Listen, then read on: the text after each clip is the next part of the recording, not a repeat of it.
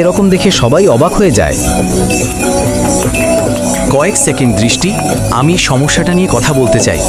এই মুহূর্তে না শিবম, আমি এখন একটা গুরুত্বপূর্ণ মিটিংয়ে আছি এবং এই মিটিংটা আমার জন্য খুবই গুরুত্বপূর্ণ। প্লিজ আমাকে 5 মিনিট সময় দাও। আমার কাছে এসবের জন্য এখন সময় নেই। এই সমস্যার একটা সমাধান আছে আমার কাছে। এখানে মিটিং চলছে আর এই ফালতু লোকটা এখানে চলে এসছে। তোমার তো কোম্পানির কোনো ব্যাপারের সঙ্গে কোনো সম্পর্কই নেই, না তোমার কোনো অধিকার আছে।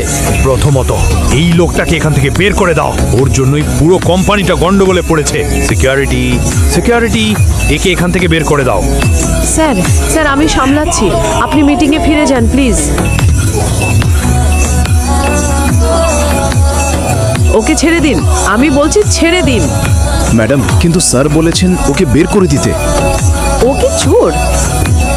ও দৃষ্টি ম্যাডামের স্বামী আর নারায়ণ ইন্ডাস্ট্রিজের জামাই, ভুলে গেছেন? Sorry madam,